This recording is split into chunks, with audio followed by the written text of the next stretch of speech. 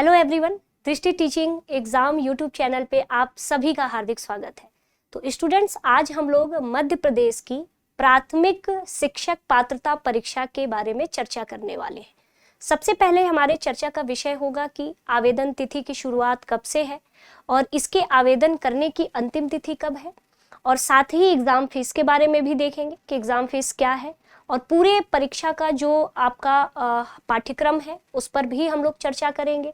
साथ ही साथ इसमें नकारात्मक आपके अंक हैं कि नहीं, यानी निगेटिव मार्किंग आपकी होगी कि नहीं होगी। साथ ही परीक्षा केंद्रों पर भी हम लोग चर्चा करेंगे कि आखिर अगर आप किसी अन्य राज्य के हो तो आप उसमें जब आप पेपर देने जाओगे तो कौन कौन से एग्जाम सिटी आप अप्लाई कर सकते हैं। ठीक है, तो चलिए हम लोग बात करने वाले हैं। सबसे पहले हम लोग देखने वाले हैं कि प्राथमिक शिक्षक के लिए जो आपकी संयुक्त पात्रता परीक्षा है तो इसके आवेदन करने की जो तिथि की शुरुआत है वो कब से है। तो वो है आपके 1 अक्टूबर, यानी कि जो प्रारंभ तिथि है वो 1 अक्टूबर की है। और साथ ही आवेदन पत्र में संशोधित करने की जो प्रारंभ तिथि है वो भी 1 अक्टूबर से। साथ ही साथ ऑनलाइन आवेदन पत्र भरने की अंतिम तिथि कब है, 10 अक्टूबर तक, यानी कि आपकी जो लास्ट डेट है वो आपका 10 अक्टूबर है। ठीक है, अंतिम तिथि। और जो शुरुआत है आपकी कितनी तारीख है, 1 अक्टूबर।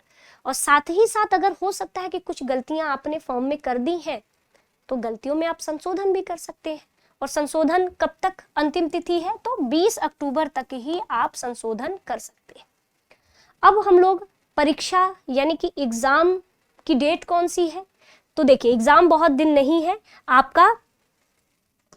कब है, तो एग्जाम डेट आपका 10 नवंबर को है। 10 नवंबर को आपका जो है परीक्षा तिथि है, 10 नवंबर को। और दिन कौन सा है आपका, रविवार। और साथ ही साथ आपका जो आवेदन करने की जो परीक्षा शुल्क है वो कौन सी है, तो अगर आप अनारक्षित अभ्यर्थियों के लिए है, यानी कि अगर आप सामान्य कैटेगरी से आ रहे हैं या फिर आप अन्य राज्य से हैं तो आप 500 रुपये आपकी फीस है।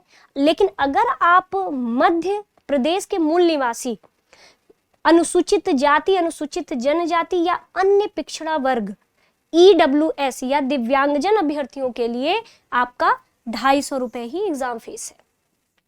ठीक है, तो चलिए अब हम लोग आगे इसमें देखते हैं कि और कौन से विषय हैं।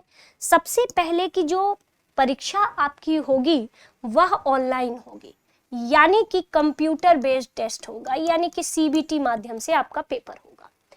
CBT माध्यम से पेपर होगा और 2 शिफ्ट में होगा, है ना, 2 शिफ्ट में होगा। और पेपर की जो तारीख है वो 10 नवंबर को है और 2 शिफ्ट में होगा। तो जब आप मॉर्निंग शिफ्ट में जाएंगे तो 7 बजे से 8 बजे तक के बीच में आप कभी भी क्या कर सकते हैं, यह रिपोर्टिंग समय आपके पेपर की।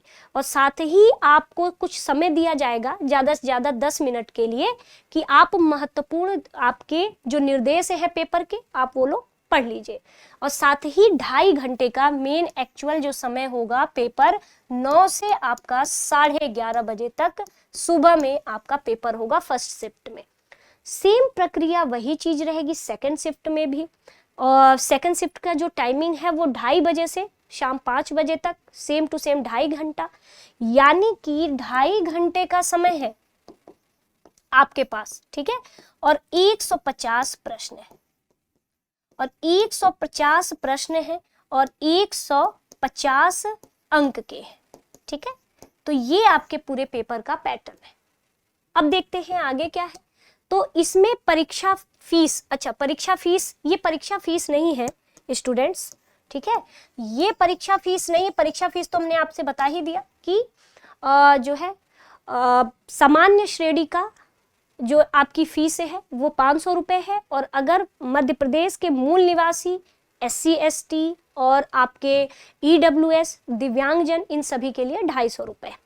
यहाँ पर क्या बात हो रही है कि कितने अंक आप लेकर के आए जिससे कि आप पात्रता परीक्षा को क्वालिफाई कर सकते हो। भाई कुछ तो कट ऑफ होगा, जैसे कि सीटेट में आपका क्या होता है, 150 में कम से कम आपका 90 नंबर लाना होता है। अगर आप सामान्य श्रेणी से हैं तो 90 नंबर अगर आप लाते हो तो आप क्वालिफाई कर जाते हो, यानी कि 60% अंक लाने होते हैं। सेम टू सेम एमपी की पात्रता परीक्षा, और वो भी ये पात्रता परीक्षा किसकी है जिसके बारे में हम लोग चर्चा कर रहे हैं, तो ये पात्रता परीक्षा प्राथमिक स्तर के लिए, ठीक है, प्राथमिक स्तर के लिए। अब देखिए, तो प्राथमिक शिक्षकों के लिए जो पात्रता परीक्षा होगी तो उसमें आप अगर अनुसूचित जाति, अनुसूचित जनजाति या अन्य पिछड़ा वर्ग या दिव्यांग व्यक्ति या आर्थिक रूप से कमजोर जैसे कि ईडब्ल्यूएस, इसमें आप कितना लाओगे, तो 150 में से अगर आप 75 अंक ले आते हो तो आप क्या करते हो, क्वालिफाई कर ले जाते हो। लेकिन अन्य में कोई भी अगर आता है, अन्य में कोई भी, तो उसे 60% यानी कि 150 में 90 अंक लाना आवश्यक होगा, तब जाकर के वह प्राथमिक शिक्षक पात्रता परीक्षा को क्वालिफाई करेगा। ठीक है, आगे देखिए, अब योग्यता क्या होनी चाहिए, आखिर आपके पास ऐसी कौन सी डिग्री होगी जिससे कि आप इस फॉर्म को फिलअप कर पाओगे। तो यहाँ पर साफ शब्दों में दिया गया है, अब मैंने पूरा फॉर्म ओपन नहीं किया है, बट उसमें दिया गया है कि माननीय सुप्रीम कोर्ट के आदेशानुसार बीएड को इसमें सम्मिलित नहीं किया जाएगा। यानी कुल मिलाकर के मोटा मोटी अगर हम लोग बात करें तो हम लोग कह सकते हैं कि डीएलएड होगा, है ना, जो कि ये 2 वर्षीय डिप्लोमा होता है, 2 वर्षीय डिप्लोमा होता है, 2 वर्षीय आपका क्या होगा, तो 2 वर्षीय डिप्लोमा होगा।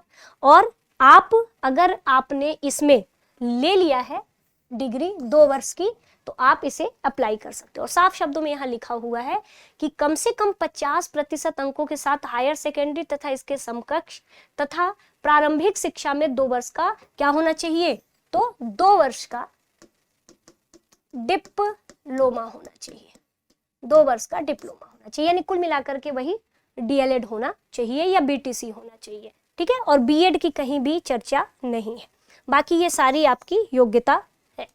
अब पाठ्यक्रम क्या है, तो सेम टू सेम वैसे ही है, सीटेट की तरह है कि आपके 30 अंक सीडीपी के आएंगे, है ना, 30 प्रश्न 30 अंक के।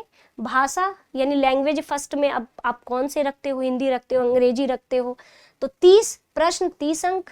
दूसरी भाषा अब हिंदी रखते हो, संस्कृत रखते हो, इंग्लिश रखते हो, तो 30 प्रश्न और आपके 30 अंकों के होंगे। गणित भी 30 प्रश्न 30 अंक और ईवीएस भी आपके 30 प्रश्न 30 अंक, यानी कि 150 सवाल 150 अंकों के होंगे, जिसमें से परीक्षा की अवधि 2.5 घंटे की होगी और इसमें कहीं भी ऋणात्मक मूल्यांकन नहीं होगा, यानी no negative marking, no negative marking,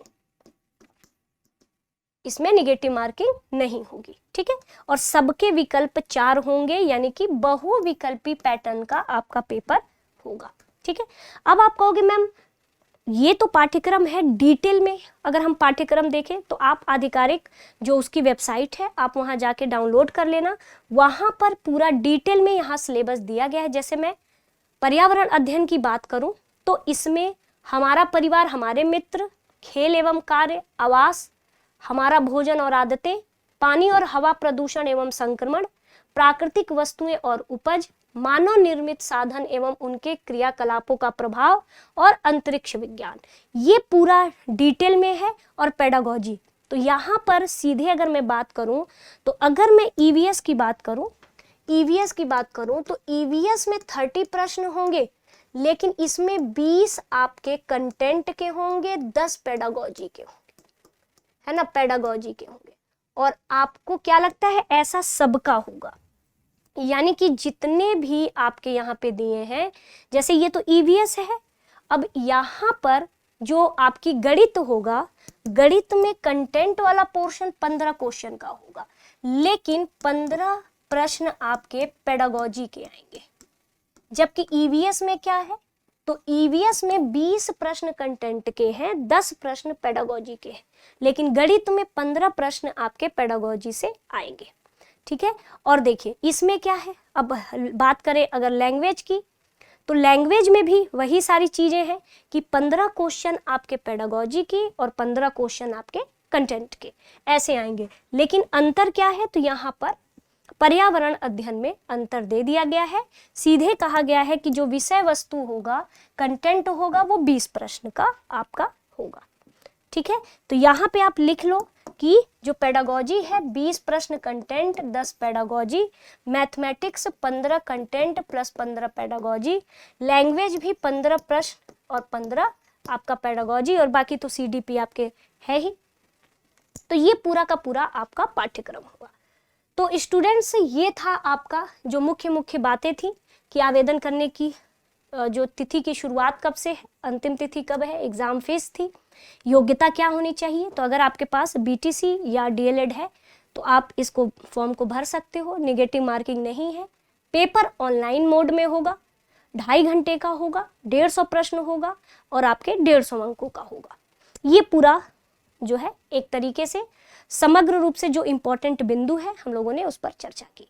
तो स्टूडेंट्स, आज के लिए इतना ही, और अगर किसी तरह का इसमें आपको डाउट है तो आप कमेंट सेक्शन में कमेंट कर दीजिएगा। आप सभी का बहुत बहुत धन्यवाद।